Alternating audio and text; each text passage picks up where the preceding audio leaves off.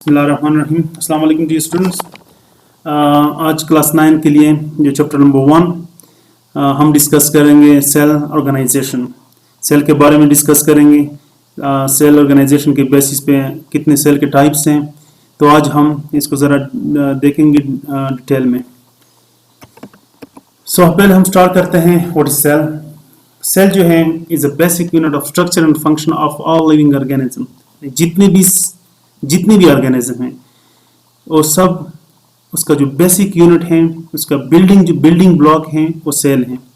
अब इसका मतलब ये है कि basic unit of structure and function की जिस तरह एक बिल्डिंग बना होता है, उसकी एक स्ट्रक्चर, उसका एक बड़ा स्ट्रक्चर होता है, उस बिल्डिंग का एक फंक्शन होता है, यानी किस पर्पज के लिए वो बिल्डिंग इस्तेमाल होते हैं। तो ये जो सारा स्ट्रक्चर बना हुआ है एक बिल्डिंग का, तो उसका जो बेसिक यूनिट है उसको हम कहेंगे, ये जो है ये इंट है, ये सारा बिल्डिंग इंट से बना होता है, तो हम उसको कहेंगे इस basic unit of structure and function of this building is a brick.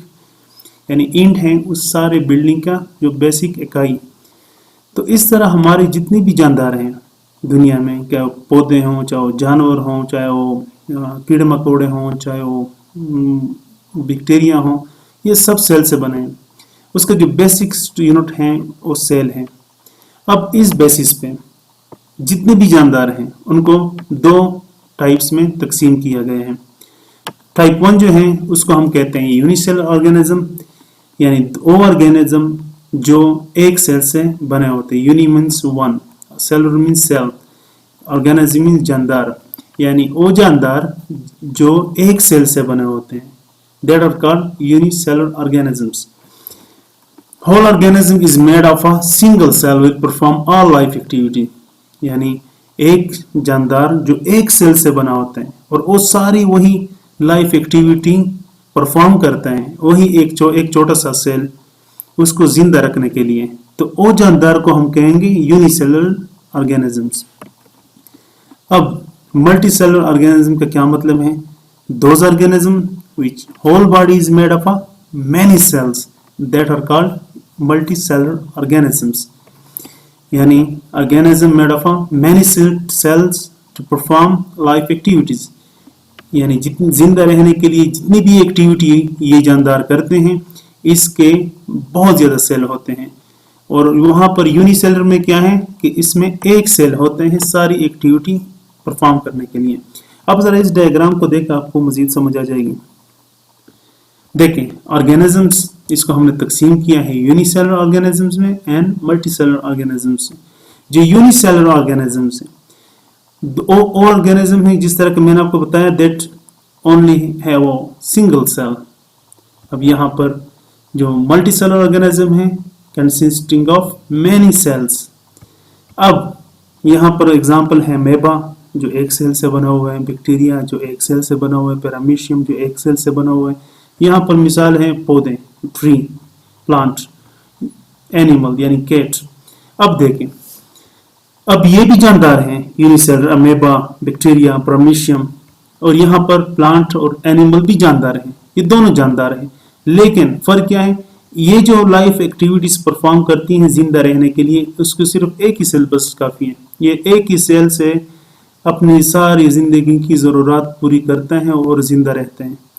और यहाँ पर many cells, millions of cell मिल के ये लाइफ एक्टिविटी परफॉर्म करते हैं। इसमें फ़र्क ये है, इसमें एक सेल वही सारा काम करता है जो यहाँ पर मिलियंस ऑफ सेल करते हैं। ये जो ऑर्गेनिज्म है ये एक सेल से बने हैं, ये जो ऑर्गेनिज्म है ये मैनी सेल से बने हुए हैं। अब यूनिसेलर जो है सिंगल सेल ऑर्गेनिज्म, जिस तरह का मैंने आपको पहले बताया, ये वर्क करती हैं। अब जो लाइफ एक्टिविटीज़ हैं, फॉर एग्जांपल यूनिसेलर की जितनी भी लाइफ एक्टिविटीज़ हैं, लाइफ एक्टिविटीज़ मींस रिप्रोडक्शन हो गई, एक्सक्रीशन, रिस्पायरेशन, डाइजेशन। ये सारे जो एक्टिविटीज़ हैं जिंदा रहने के लिए ये करते हैं ऑर्गेनेल्स। ऑर्गेनेल्स क्या हैं? ये सब सेलुलर पार्टिकल्स हैं, यानी सेल के अंदर जो हैं कंपोनेंट्स, सब सेलुलर कंपोनेंट कहते हैं उसको। अगर हम सेल के अंदर जाएंगे तो उसमें छोटे छोटे कंपोनेंट हैं, न्यूक्लियस हो गया, माइटोकॉन्ड्रिया हो गई, गल्जी, अपरेटस हो गए हैं। तो ये छोटे छोटे कंपोनेंट एक वर्क परफॉर्म करती हैं, उसको लाइफ एक्टिविटीज परफॉर्म करती हैं इसको जिंदा रहने के लिए। अब लाइफ एक्टिविटीज का मतलब क्या है? रिस्पायरेशन यानी किस तरह ये सांस लेते हैं, रिप्रोडक्शन किस तरह ये अपनी ये पैदावारी जो ये किस तरह डिवाइड होते हैं, किस तरह बढ़ते हैं, इसकी नस्ल किस तरह बढ़ती हैं, डाइजेशन किस तरह खुराक को हजम करती हैं, एक्सक्रीशन ये जो गंद मवाद होते हैं किस तरह ये बाहर निकालती है अपनी बॉडी से। सो यूनिसेलुलर ऑर्गेनाइजेशन लिव इंडिपेंडेंटली, ये खुद आराम से अपनी ज़िंदगी गुजारते हैं। अब एग्जांपल मैं आपको दे रहा हूँ अमेबा, क्लेमाइडोमोनास, ये ग्रीना, पैरामीशियम। अब आप ज़रा डायग्राम में देखें, ये अमेबा है, ये ग्रीना, पैरामीशियम, क्लेमाइडोमोनास, ये जो जितने भी ऑर्गेनिज्म हैं ये एक सेल से बने हुए हैं, ये सब लिविंग ऑर्गेनिज्म है। This is a one cell structure, उसको अमेबा कहते हैं। ये ग्रीना है, ये भी एक सेल से बना हुआ है। पैरामीशियम ये भी एक सेल से बना हुआ है। क्लेमाइडोमोनास ये भी एक सेल से बना हुआ है। सो ये चंद कुछ एग्जाम्पल हैं इसकी यूनिसेलुलर ऑर्गेनिजम्स की। अब जरा हम एक स्टार्ट करते हैं क्लेमाइडोमोनास से। क्लेमाइडोमोनास जो हैं ये unicellular autotrophic found in stagnated water and on damp soil in fresh water and sea water। अब क्लेमाइडोमोनास जो हैं ये यूनिसेलुलर हैं, एक सेल से बना हुआ है, सारी इसकी बॉडी जो है एक सेल से बनी है। ये कहाँ पर पाया जाता है? जहाँ पर पानी कड़ा होता है, स्टैग्नेटेड वाटर जहाँ पर पानी गड़ा होता है, जो बिल्कुल कड़ा हुआ पानी होता है वहाँ पर होते हैं, या डैम सॉइल में होता है, ये गीली सी मिट्टी जो होती है उधर होता है, या फ्रेश वाटर में पाया जाता है या सी वाटर में पाए जाते हैं। अब ये फ्रेश वाटर और सी वाटर में जरा फर्क जाने। फ्रेश वाटर वो पानी है जो समंदर के अलावा है, यानी समंदर के पानी के अलावा जितना भी पानी है, जो बारिश का हो, चाहे वो दरिया का हो, चाहे वो झील का हो, चाहे वो चश्मे का हो, चाहे को किसी कुएं का हो, तो ये सारा पानी जो है उसको हम फ्रेश वाटर कहेंगे। और वो जो है उसका टेस्ट अच्छा होता है बनिस्बत सी वाटर के। सी वाटर वो वाटर है जो सारा समंदर का पानी है, उसको हम सी वाटर कहते हैं या मेरीन वाटर कहते हैं। तो ये सी वाटर जो है ये इसका पानी साल्टी होते हैं और ये पीने के इंसानों के लिए पीने के काबिल नहीं होता। सो क्लेमाइडोमोनास जो है एक सेल का बना हुआ है, ऑटोट्रोफिक है, खुद अपनी खुराक खुद तैयार करते हैं। ऑटोट्रोफिक और those organism which can make their own food that are called autotrophic organisms, ये खुद अपनी खुराक खुद तैयार करते हैं। इसके अब सेकंड है इसमें आई स्पॉट, ये आपको नजर आ रहा है, this red pot is called I spot. I spot जो है ये लाइट डिटेक्टर है। अब ये लाइट को डिटेक्ट करते हैं। अब ये लाइट को डिटेक्ट करते हैं कि लाइट की इंटेंसिटी ज्यादा है कि कम है। अगर ज़्यादा इंटेंसिटी हो, इसको डैमेज करने में, अब इसको नुकसान दे रहा हो, तो ये लाइट आई स्पॉट लाइट को डिटेक्ट करते हैं और मैसेज पास करते हैं कि लाइट की इंटेंसिटी ज़्यादा है। तो ये खुद फिर वहाँ से मूव करके लो इंटेंसिटी साइड में चला जाता है कि जहाँ पर ज़्यादा सूरज की रोशनी ना हो या कोई भी लाइट की ज़्यादा उसकी इंटेंसिटी ना हो। अब जो इसके बाद है क्लोरोप्लास्ट। क्लोरोप्लास्ट जो हैं ये ऑर्गेनेल हैं, जिसके ये सारा ऑर्गेनेल आप ये ग्रीन पिगमेंट जो नजर आ रहे हैं, सारा green pigment that is called chloroplast. Chloroplast के अंदर जो होते हैं ग्रीन पिगमेंट्स होते हैं, उसको हम कहते हैं chlorophyll. Chlorophyll can take part in the synthesis of food. ये जो जानदार है मैंने आपको पहले बताया कि ये ऑटोट्रोपिक है, यानी ऑटोट्रॉप अपनी खुराक खुद तैयार करते हैं। क्यों? क्योंकि इसमें क्लोरोप्लास्ट है, और जो क्लोरोप्लास्ट होंगे उसके अंदर क्लोरोप्लास्ट के अंदर क्या होते हैं? क्लोरोफिल होते हैं। जो क्लोरोफिल मौजूद हो तो ये सूरज की रोशनी की मदद से द हेल्प ऑफ सनलाइट ये अपनी खुराक तैयार करता है। इस प्रोसेस को हम कहते हैं फोटोसिंथेसिस, यानी the process by in which an organism can make their own food, इसको हम फोटोसिंथेसिस कहते हैं। अब है इसके बाद न्यूक्लियस। इस दरमियान सेंटर पॉइंट में आपको नजर आ रहा है, that is the nucleus. Nucleus is the very important organelle, और ये सारे बॉडी की इंपॉर्टेंट ऑर्गेनल जो हैं ये न्यूक्लियस से हैं। ये डिवीजन में किरदार अदा करते हैं, सेल डिवीजन में। अगर एक सेल से दूसरे, 2 से 4, इस तरह ये न्यूक्लियस इसमें बहुत ज़्यादा अहम किरदार अदा करते हैं, सेल डिवीजन और रिप्रोडक्शन। अब इसके बाद another organelle is called flagella. This one, ये आपको एंटीना ऊपर जो नजर आ रहे हैं, that is called flagella. Flagella जो है ये is important organelle to keep the chlamydomonas in motion। अब ये जो मोशन करता है एक जगह से दूसरी जगह, चाहे वो खुराक की तलाश में हो, चाहे वो ज्यादा रोशनी से कम रोशनी की तरफ जाएं, या अंधेरे के अंधेरे से रोशनी की तरफ जाएं, तो ये सारा जो मूवमेंट है ये फ्लैजेला परफॉर्म करते हैं। फ्लैजेला के मूवमेंट से ये आगे पीछे मूवमेंट करते हैं। अब मैं आपको एक वीडियो दिखाता हूँ क्लेमिडोमोनास की, कि क्लेमिडोमोनास की एक 3D एनिमेशन है। अब ज़रा क्लेमिडोमोनास आपके माइंड में बिल्कुल क्लियर हो जाएगा और आपको एक समझ आ जाएगी कि क्लेमिडोमोनास की क्या स्ट्रक्चर है और किस तरह ये मूव करते हैं। Now let's see. नाउ आप देखें, ये सिंगल सेल ऑर्गेनिज्म है, ये एक सेल का बना हुआ है। ये क्लेमिडोमोनास है, आप देख रहे हैं किस तरह आगे पीछे ये मूव कर रहे हैं फ्लैजेला से। ये ग्रीन पिगमेंट है, दैट इज क्लोरोप्लास्ट, जिसके अंदर क्लोरोफिल होते हैं। ये सूरज की रोशनी से अपना खुराक तैयार करते हैं। आप जरा इसकी मूवमेंट देखें आगे और पीछे, ये किस तरह फ्लैजेला को मूव करते हैं। Now the next is amoeba. Amoeba is also a unicellular heterotroph aquatic organism. Unicellular है अमेबा जो है ये 1 सेल का बना हुआ है। पूरा जानदार जो है अमेबा ये 1 सेल का बना होता है। हेटेरोट्रॉफिक है, यानी अपनी खुराक ये खुद अपनी खुराक तैयार नहीं कर सकता बल्कि दूसरे सोर्स से लेते हैं। एक्वेटिक ऑर्गेनिज्म है, ये पानी में रहने वाला ऑर्गेनिज्म है। ये आप ज़रा स्ट्रक्चर देखें, दिस इज एन अमेबा। ये पूरी अमेबा का स्ट्रक्चर है, इसमें सेलवाल नहीं होता। इसकी जो मूवमेंट है, ये जब एक जगह से दूसरी जगह मूव करता है तो that movement is called pseudopodial movement. अब सूडोपोडियल मूवमेंट क्या है, आप ज़रा देखें इस डायग्राम में। अब देखें, ये जो है दैट इज अ कॉल्ड, ये 2 सूडोपोड्स, ये एक दूसरा। सूडो मीन्स फॉल्स, गलत, पोड मीन्स पाँव, फॉल्स फीट।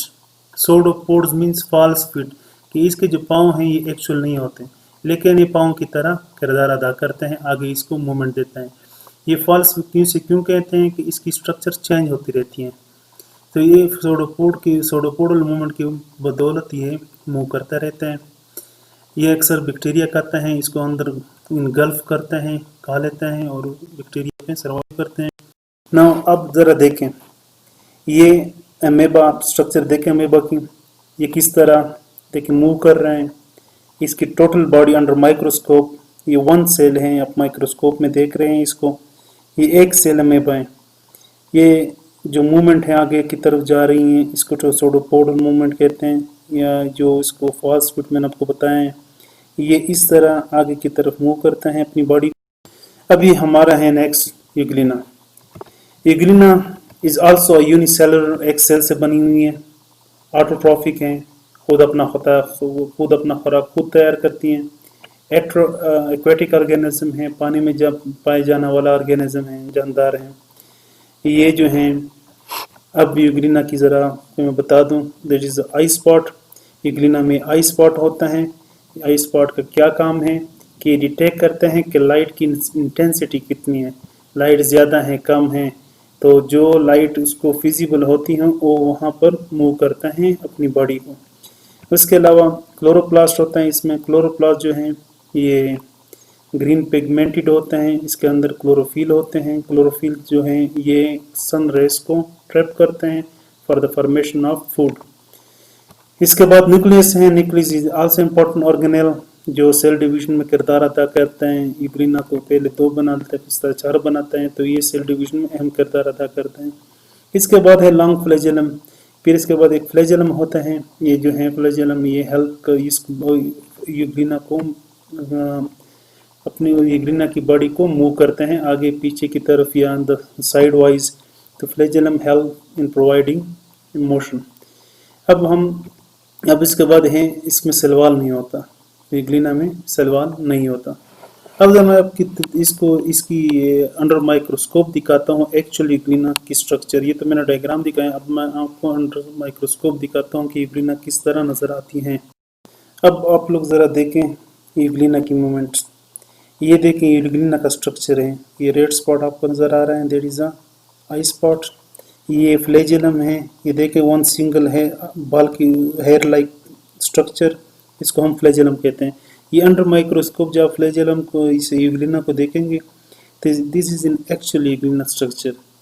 ये आपको एक्चुअल यूग्लिना नज़र आ रहे हैं, ये एक्चुअल यूग्लिना है जो माइक्रोस्कोप से हम जब इसको देखेंगे ये अपनी बॉडी को किस तरह मूव कर रही हैं।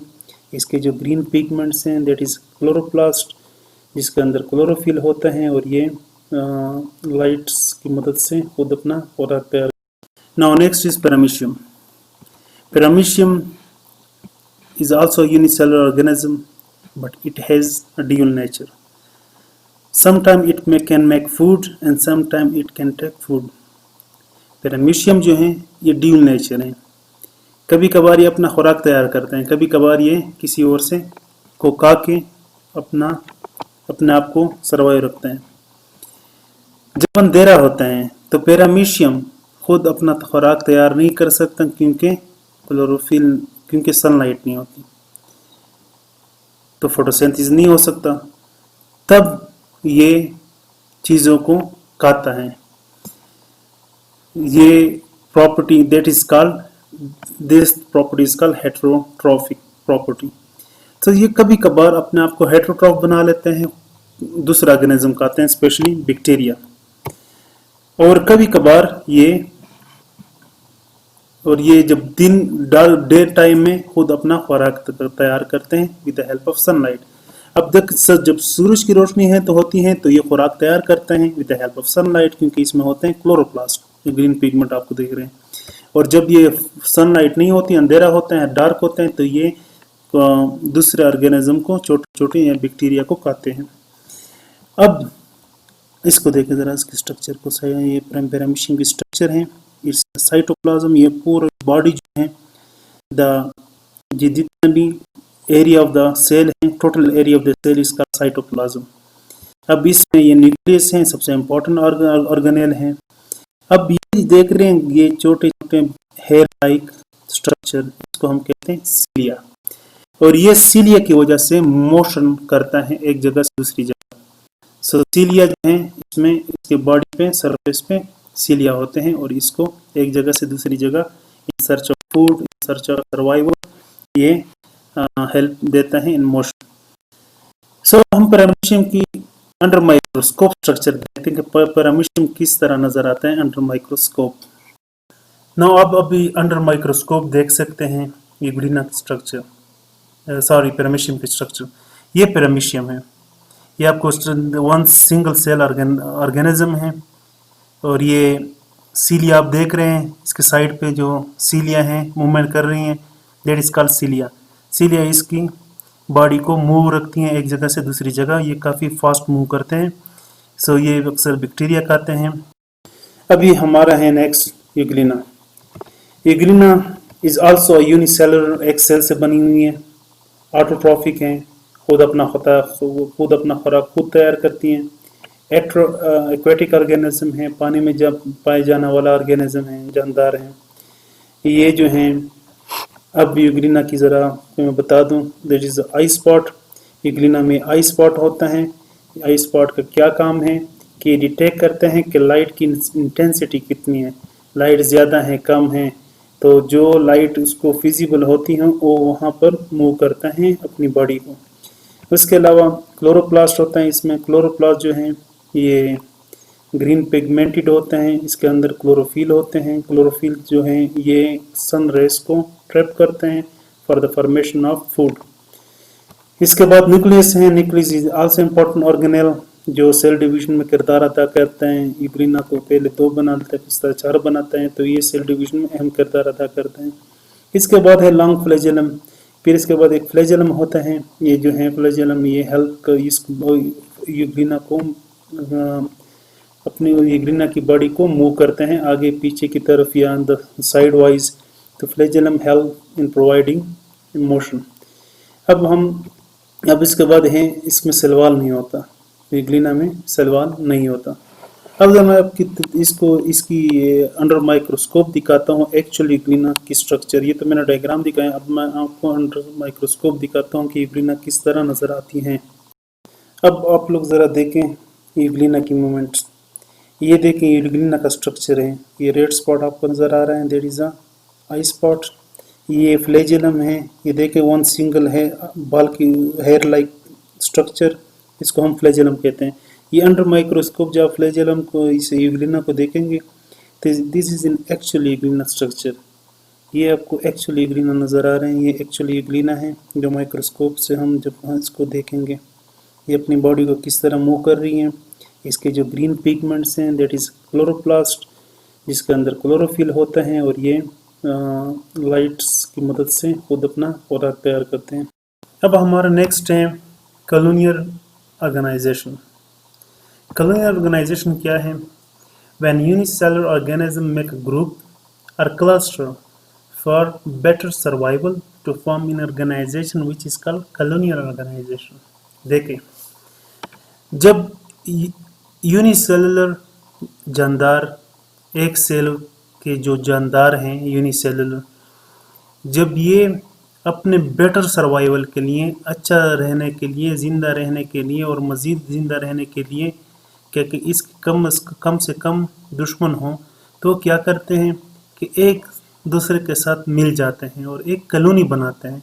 जब एक कॉलोनी बन जाती है तो वहाँ पर उनके दुश्मन के चांसेस कम होते हैं कि उसको कालें। तो ये कॉलोनियल ऑर्गेनाइजेशन क्या है कि जब यूनिसेलुलर ऑर्गेनिज्म एक कॉलोनी बनाते हैं, and that is called colonial organisation.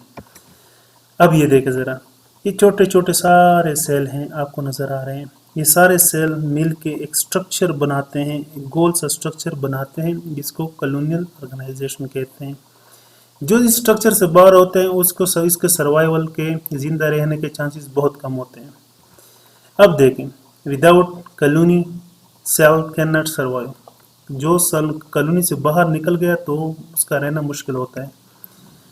अब इसमें एक इम्पॉर्टेंट चीज़ है, live together but do not have division of labour among them. ये एक साथ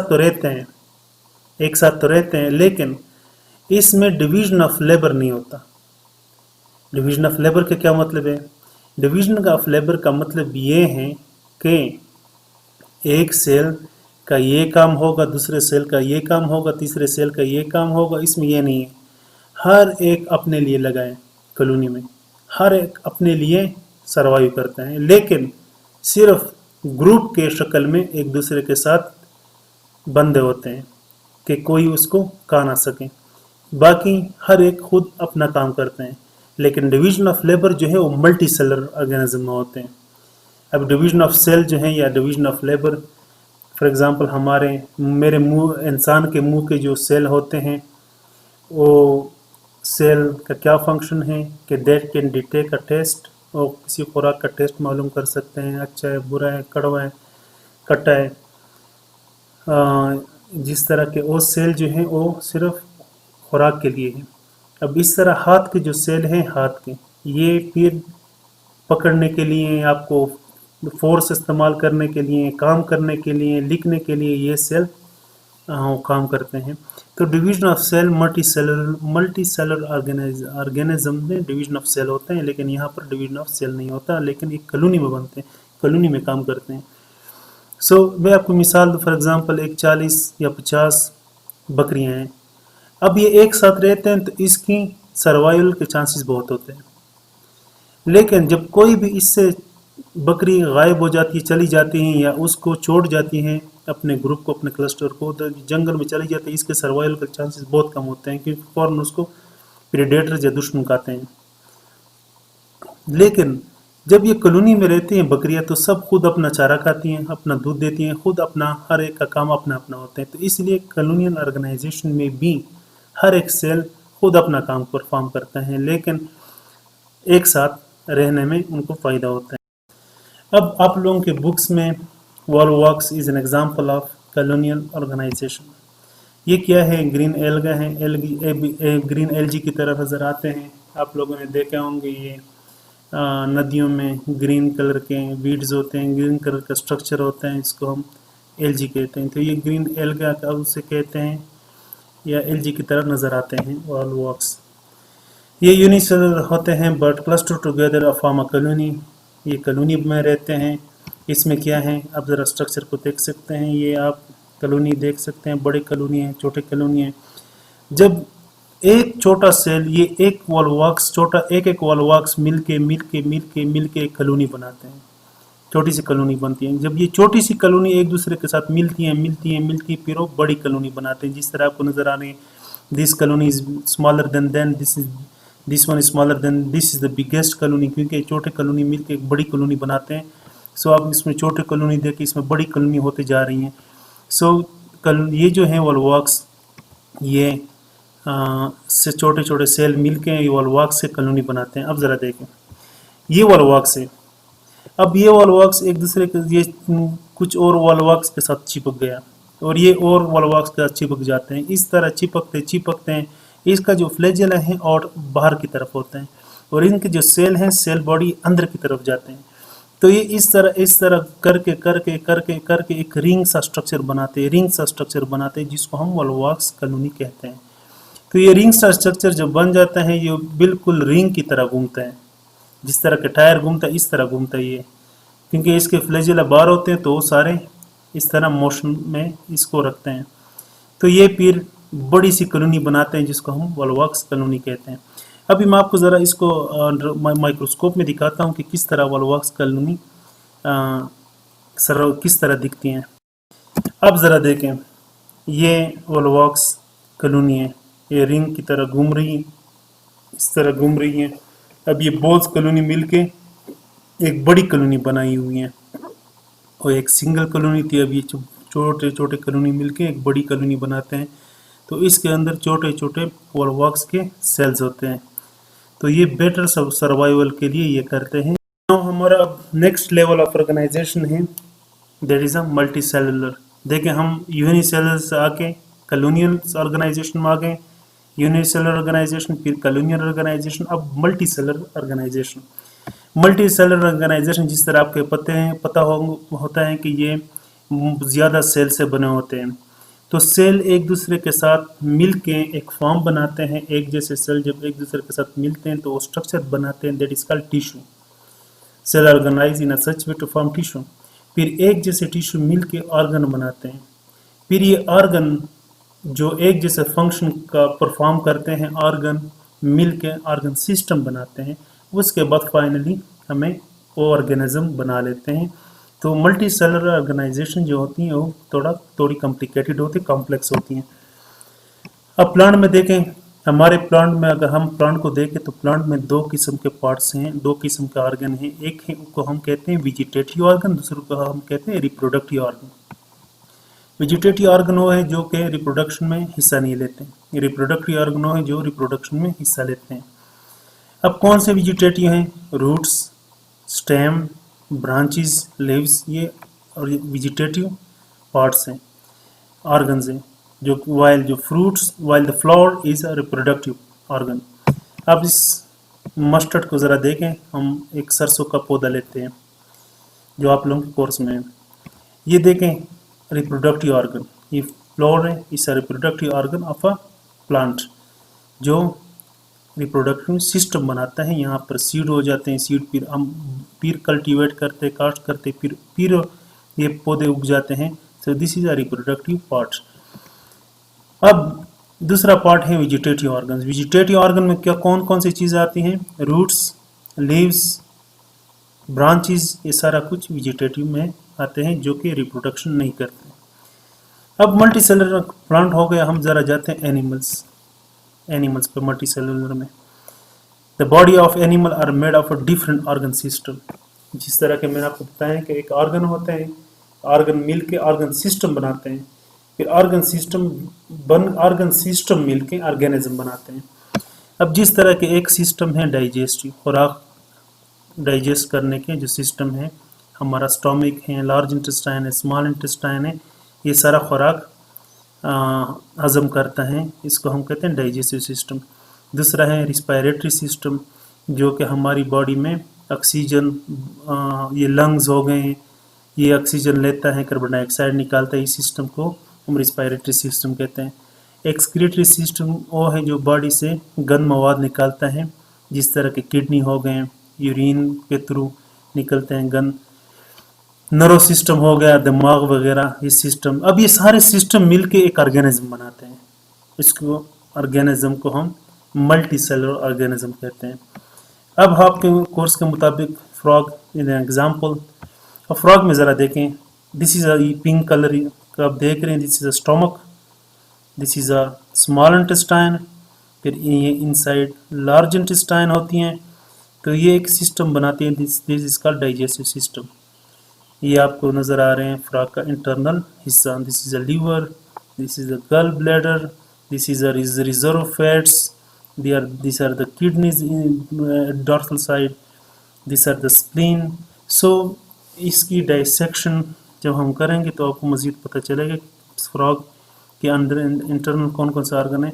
लेकिन ये आप डायग्राम में देखें, ये जो सिस्टम है, डिफरेंट सिस्टम, ये रिप्रोडक्ट, ये system, digestive system, nerve system, blood circulatory system जो दिल हैं वो करते हैं। So this all about the cellular organisation. हमने शुरू किया था यूनिसेलुलर से, फिर कॉलोनियल पे, अब मल्टी सेलुलर ऑर्गेनाइजेशन पे हम एंड करेंगे। आज का लेक्चर एंड हो गया। उम्मीद है कि आप लोगों को ये लेक्चर पसंद आया होगा, and thank you so much. अल्लाह हाफिज़।